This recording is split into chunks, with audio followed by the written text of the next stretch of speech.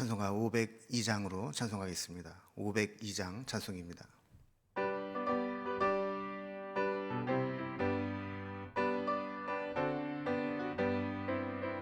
빛의 사자들이여 어서 가서 어둠을 물리치고 주의 진리 모르는 백성에게 복음의 빛 비춰라.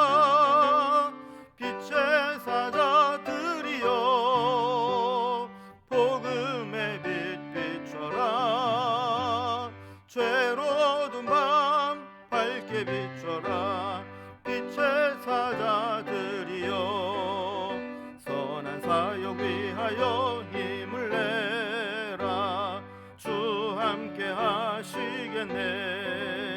주의 크신 사랑을 전파하며 복음의 빛 비춰라. 빛의 사자들이여 복음의 빛 비춰라. 죄로운 밤 밝게 비춰라. 빛의 사자들이여 주님 부탁하신 말 순종하여 이 진리 전파하라. 산을 넘고 물 건너 힘을 다해 복음의 빛 비춰라. 빛의 사자들이여 복음의 빛 비춰라. 죄로운 밤 밝게 비춰라. 빛의 사자들이여 동서남북 어디나 땅끝까지 주님만 의지하고 눈 어두워 못 보는 백성에게 복음의 빛 비춰라. 빛의 사자들이여 복음의 빛 비춰라. 죄로운 밤 밝게 비춰라. 빛의 사자들이여. 아멘. 오늘 함께하는 하나님 말씀은 신약성경 요한복음 1장 19절에서 28절까지 말씀입니다. 요한복음 1장 19절에서 28절까지 신약성경 142면에 있습니다. 이 말씀을 제가 봉독합니다. 유대인들이 예루살렘에서 제사장들과 레위인들을 요한에게 보내어 내가 누구냐 물을 때에 요한의 증언이 이러하니라. 요한이 드러내어 말하고 숨기지 아니하니 드러내어 하는 말이 나는 그리스도가 아니라 한데 또 묻되 그러면 누구냐 내가 엘리야냐 이르되 나는 아니라. 또 묻되 내가 그 선지자냐 대답하되 아니라. 또 말하되 누구냐 우리를 보낸 이들에게 대답하게 하라. 너는 내게 대하여 무엇이라 하느냐 이르되 나는 선지자 이사야의 말과 같이 주의 길을 곧게 하라고 광야에서 외치는 자의 소리로라 하니라. 그들은 바리새인들이 보낸 자라. 또 물어 이르되 내가 만일 그리스도도 아니요 엘리야도 아니요 그 선지자도 아닐진데 어찌하여 세례를 베푸느냐. 요한이 대답하되 나는 물로 세례를 베풀거니와 너희 가운데 너희가 알지 못하는 한 사람이 섰으니 곧 내 뒤에 오시는 그이라. 나는 그의 신발끈을 풀기도 감당하지 못하겠노라 하더라. 이 일은 요한이 세례 베풀던 곳 요단강 건너편 베다니에서 일어난 일이니라. 아멘. 성전 제사가 변질되고 종교 지도자들이 타락하게 될 때 백성들은 더 이상 유대교와 성전 제사에서 소망을 품을 수가 없었습니다. 그러던 차에 등장한 이 세례 요한은 백성들의 관심을 갖기에 충분했습니다. 세례 요한이 빈들에서 세례를 베풀고 또 제자들을 만들고 또 말씀을 가르치는데 이 사람들이 점점 많이 모인다는 소문이 돌게 되자 유대교 지도자들은 경계심을 갖게 되었습니다. 그래서 저들은 이제 사람들 몇몇을 세례 요한에게 보내어서 세례 요한을 보고 방문해서 조사를 해 오도록 한 것이죠. 자, 오늘 본문은 이 과정에서 바리새인이 보낸 그런 사람들과 세례 요한 간의 오간 질문을 또 대답을 통해서 세례 요한이 어떤 사역을 했고 또 누구인지에 대한 자기 인식에 대한 그런 모습을 볼 수 있습니다. 자, 오늘 본문을 좀 몇 부분으로 나누어 보면 먼저 19절에서 21절까지는 세례 요한의 정체에 대해서 묻는 이 질문에 대해서 세례 요한이 어떻게 대답하는지, 그리고 22절에서 23절에는 세례 요한이 자기 자신에 대해서 뭐라고 소개를 하는지, 그리고 24절에서 28절까지는 세례 요한의 사역이 어떠했는지 이런 내용들을 이야기하는 것으로 되어 있습니다. 그럼 먼저 첫 번째로 이 세례 요한의 정체에 대해서 묻는 질문에 대해서 세례 요한은 어떻게 대답을 했는가 하는 것을 살펴봅니다.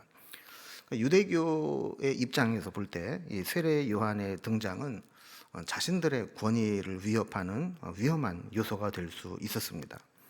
사람들의 마음, 그러니까 민심이 성전으로 모이고 제사장들에게 모이지 않고 이 광야에 있는 무명의 사람에게 몰리게 되자 그들은 도대체 정체가 뭐냐, 그 진상을 좀 파악해야 되겠다. 그래서 대표자들 몇 명을 보내서 조사를 해오게 합니다. 19절에 보면 유대인들이 예루살렘에서 제사장들과 레위인들을 요한에게 보내어 네가 누구냐 물을 때에 요한의 증언이 이러하니라 그랬습니다. 그들이 진짜 알고 싶은 것은 도대체 세례 요한이 누구냐, 이 요한의 정체가 궁금한 겁니다. 그래서 네가 누구냐 이렇게 물었던 것이죠. 여기에 대해서 20절에 보면 요한이 드러내어 말하고 숨기지 아니하니 드러내어 하는 말이 나는 그리스도가 아니라 한데 그랬습니다. 그러면 요한이 이제 대답을 하는 것을 보면 이제 답변하는 태도와 답변하는 내용으로 구분을 할 수 있는데, 이 답변하는 태도는 드러내어 숨기지 않고 분명하게 말했다라는 겁니다. 또 내용에 있어서는 나는 그리스도가 아니다라고 선을 그어서 대답했다라는 겁니다. 그러니까 요한은 그가 말하고자 하는 바를 듣는 사람들이 오해하거나 잘못 받아들이지 않도록 분명하게 말했습니다. 자기에게 이것이 유익하냐 불리하냐 이거를 따지는 게 아니고 사실관계를 명확하게 밝히는 데 집중했습니다. 그래서 세례 요한은 자기를 찾아온 제사장들과 레위인들에게 자신이 그리스도라고 사람들을 현혹하는 게 아닌가 하는 의심을 품고 왔다는 것을 알았습니다. 그래서 이 세례 요한은 그걸 알았기 때문에 나는 그리스도가 아니다. 너희들이 의심하는 내가 그리스도라 그래서 사람들을 모으고 사람들을 현혹하는 그런 사람이 아니다. 이렇게 밝힌 거죠. 그러자 그 다음 두 번째 질문으로 넘어갑니다. 21절을 보면 또 묻되 그러면 누구냐? 내가 엘리야냐? 이르되 나는 아니라. 또 묻되 내가 그 선지자냐? 대답하되 아니라. 그러니까 그리스도가 아니다. 그 다음에는 그럼 엘리야나 구약에 예언된 그 선지자가 아니냐 또 이렇게 묻는 것이죠. 그럼 이렇게 묻는 데는 이유가 있습니다. 말라기 4장 5절 6절을 보면 보라 여호와의 크고 두려운 날이 이르기 전에 내가 선지자 엘리야를 너희에게 보내리니 그가 아버지의 마음을 자녀에게로 돌이키게 하고 자녀들의 마음을 그들의 아버지에게로 돌이키게 하리라. 자, 이렇게 예언한 장면이 있는데 마지막 때에 엘리야와 같은 선지자를 이제 보낼 것이다 그랬는데 네가 바로 그 말라기 선지자가 예언한 그 엘리야냐 이렇게 묻는 것이죠. 세례 요한은 그도 아니다 분명히 얘기를 했어요. 자, 또 그 다음에는 네가 그 선지자냐 이렇게 물었습니다. 자, 이것은 신명기 18장 15절에 보면 네 하나님 여호와께서 너희 가운데 네 형제 중에서 너를 위하여 나와 같은 선지자 하나를 일으키시리니 너희는 그의 말을 들을지니라. 이런 이제 말씀이 있는데 이제 모세와 같은 선지자 그를 하나님이 보내신다고 했는데 그렇다면 세례 요한 네가 바로 그 선지자냐 이렇게 물은 것이죠. 여기에 대해서도 세례 요한은 아니다라고 명료하게 대답을 했습니다. 그들은 혼란에 빠진 겁니다.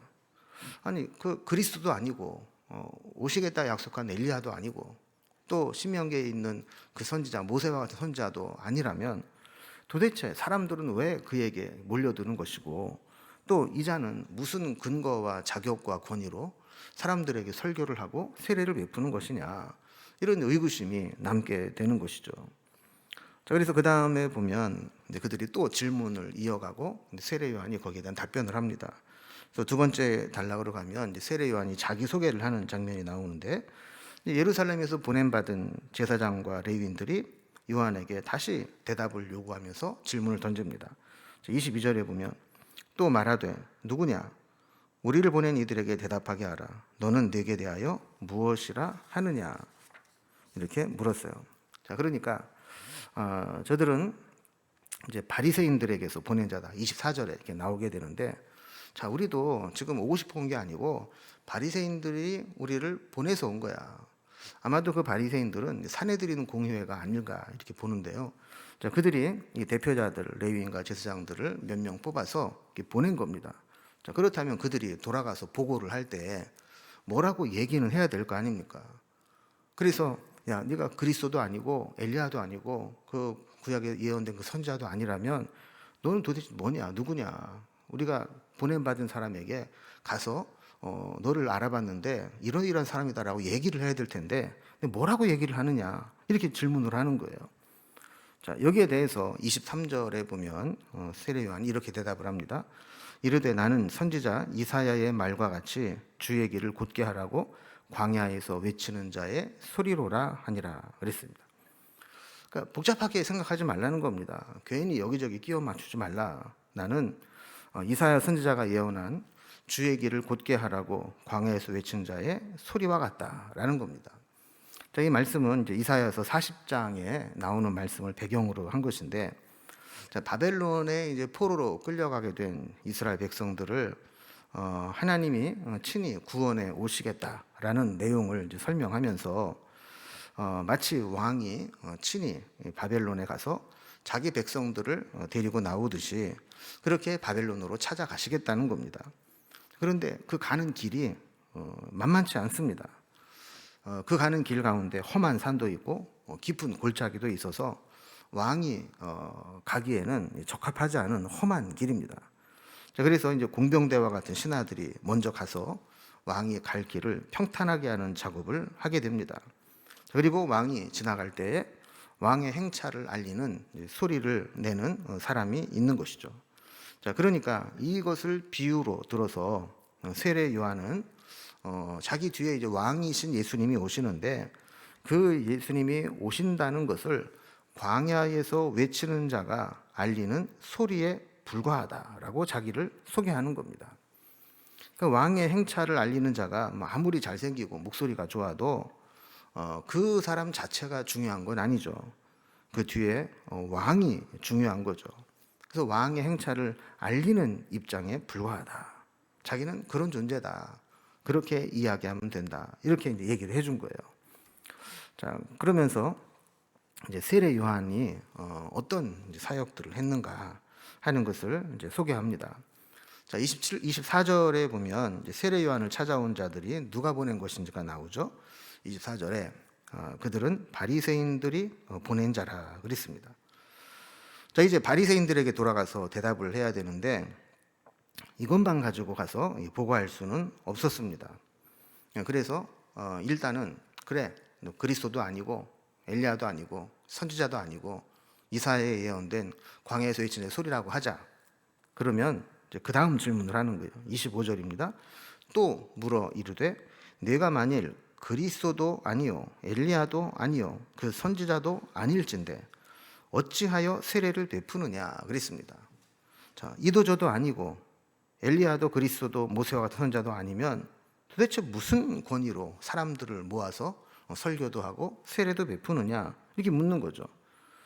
여기 요한이 거침없이 대답을 합니다. 26절과 27절을 보면 요한이 대답하되 나는 물로 세례를 베풀거니와 너희 가운데 너희가 알지 못하는 한 사람이 있었으니 곧 내 뒤에 오시는 그이라 나는 그의 신발끈을 풀기도 감당하지 못하겠노라 하더라 그랬습니다. 자, 보통 이제 사람들이 볼 때 그 당시에 가장 센세이션을 일으키고 위대한 선지자 대접을 받는 사람은 세례 요한이었습니다.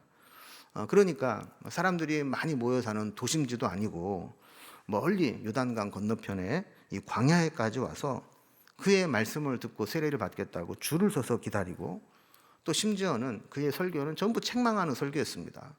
죄를 지적하고 책망하는 설교를 듣는데도 은혜 받았다고 그 말씀을 들으면서 사람들이 몰려옵니다. 이렇게 세례를 받으니까 이게 뭐 대단한 사람처럼, 뭐 적어도 뭔가 선지자는 되는 것처럼 이렇게 보이지만, 정작 세례 요한 본인은 나는 아무것도 아니다, 내가 증언하는 분이 진짜 중요한 분이다라는 겁니다. 비유를 하나 드는데, 나는 그분의 신발끈을 풀기도 합당하지 못한 자라 그랬습니다. 여러분, 예전에는 이제 신발이 이제 거의 샌들 아닙니까? 이제 가죽으로 된 밑밭 창에다가 가죽 끈으로 이렇게 묶어서 샌들처럼 이제 신고 다녔는데, 보통 이제 그 집에 가면 손님 대접을 할 때 그 종들이 그의 신발 끈을 이렇게 풀고 또 발을 씻겨주는 일을 했습니다. 자, 그런데 이 신발끈을 푼다라고 하는 것은 이제 종이라는 거죠. 그 세례 요한은 예수님의 신발끈을 풀기도 감당하지 못한다. 그러니까 예수님의 종 노릇하기도 감당할 수 없는 자다. 우리 말로 말하면 나는 그분은 쳐다보지도 못한 그런 분입니다. 뭐 사람들이 나를 따르고 뭐 세례도 받고 내 설교도 듣지만 나는 그분에 비하면 나는 그분 감히 얼굴 들고 쳐다보지도 못하는 그런 분입니다. 이렇게 얘기를 하는 거예요. 그리고 28절에 보면 이 일은 요한이 세례 베풀던 곳 요단강 건너편 베다니에서 일어난 일이니라 그랬습니다. 그럼 성경 번역에 약간 좀 오해가 될 수 있도록 되어 있는 지명이 이 베단인데, 우리는 베다니에 그러면 우리가 연상되는 인물이 있습니다. 이게 누구냐면 이 마리아와 마르다 그리고 그의 오라비 나사로가 살고 있는 지역이 바로 예루살렘 근처의 베단이라는 곳이죠. 그러니까 예루살렘 성에서 보면 기드론 골짜기 건너편에 그 위에 있는 동네가 바로 이제 베단인데, 여기서 말하는 베다니는 그 예루살렘 옆에 붙어 있는 그 베다니가 아닙니다. 요단강 북쪽으로 올라가면 갈릴리 쪽에 요단강 건너서 바타니아라는 곳이 있는데, 성경학자들은 여러 가지 이제 정황으로 볼 때 그것이 베다니에서 일어난 일이다 그랬는데, 그것이 예루살렘 옆에 베다니가 아니라 요단강 북쪽에 갈릴리 쪽에 요단강을 건너서 이 모압 땅 쪽에 있는 바타니아일 것이다, 이렇게 보고 있습니다. 자, 우리는 여기에서 한 가지 중요한 이제 사실을 깨닫게 되는데, 세례 요한의 예수님을 대하는 태도입니다. 오늘 매일 성경의 오늘 본문의 제목은 빛나는 조연이라고 되어 있습니다. 이 조연의 역할은 이 주연을 빛나게 해주는 일입니다. 그러니까 주인공이 드러나서 작가의 의도를 선명하게 드러나도록 역할을 하는 조연이라는 거예요. 세례 요한은 그 역할을 충실히 이행했습니다.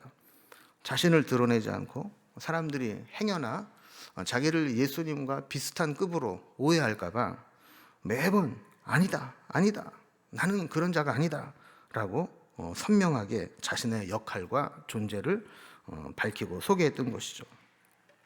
오히려 그는 자기가 주목받는 게 아니라 자기가 증언하는 예수님에 대해서 기대를 갖게 만든 겁니다.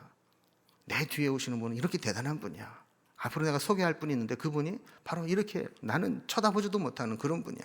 이렇게 하면서 예수님에 대해서 궁금하게 하고 기대를 갖게 만들었던 것이죠. 그럼 우리도 이 세례 요한의 이 모습을 보면서 우리는 정말 오직 주님만 드러나도록 하는 삶을 사는가 돌아볼 필요가 있습니다. 때때로 우리가 사람들에게 칭찬을 받을 때가 있습니다. 때로는 과분한 칭찬과 찬사를 받을 때도 있습니다. 그럴 때 우리는 우쭐하거나 마치 자기가 잘나서 그런 것처럼 그렇게 하지 말아야 되고, 오직 하나님의 은혜고 내게 능력 주신 그 예수님만 드러낼 수 있어야 우리 신앙인의 본분을 지키는 것이라는 거죠. 오늘 세례 요한이 이렇게 사람들이 자기에게 몰려오고 심지어 바리새인들이 산헤드린 공회에서 너 도대체 누구냐 이렇게 관심을 갖고 찾아올 때에도 철저하게 나는 너희들이 생각하는 그런 사람이 아니다. 오직 예수님이 중요하다. 이렇게 이야기했던 것처럼 우리의 삶에서도 오직 주님만 높여드리고 주님만 주목받고 주님만 드러나고 주님만 영광을 받는 그런 삶을 사는 주님을 위한 빛나는 조연의 역할을 감당하는 그런 삶이 될 수 있기를 주님의 이름으로 기원합니다. 기도하겠습니다. 하나님 아버지, 오늘 말씀을 통해서 우리 세례 요한이 빛나는 조연의 역할을 하면서 오직 예수님만 드러나고 사람들로 하여금 예수님에 대해서만 집중하도록 하는 것을 살펴보았습니다. 우리의 삶도 그렇게 되기를 원합니다. 때로 우리가 분에 넘치는 찬사와 칭찬을 받을 때에도 영광을 내가 받으려고 하지 않게 하시고 모든 영광은 주님께 올려드리고 주님께서 다 하신 일이고 주님만을 기쁘시게 하는 그런 삶을 살아가는 저희들이 되게 하여 주옵소서. 오늘도 새해가 되어서 여러 가지 품은 기도의 제목들과 주를 향한 우리의 고백들이 결단이 식지 않게 하시고 작심삼일로 끝나지 아니하고 매일매일 매 삶 속에서 하나님을 기쁘시게 하는 삶을 살아갈 수 있도록 인도해 주옵소서. 오늘도 우리의 기도 가운데 함께 하시고 우리를 이끌어 주실 주님을 바라보며 예수님의 이름으로 기도드리옵나이다. 아멘. 각자의 기도 제목들로 자유롭게 기도하시겠습니다.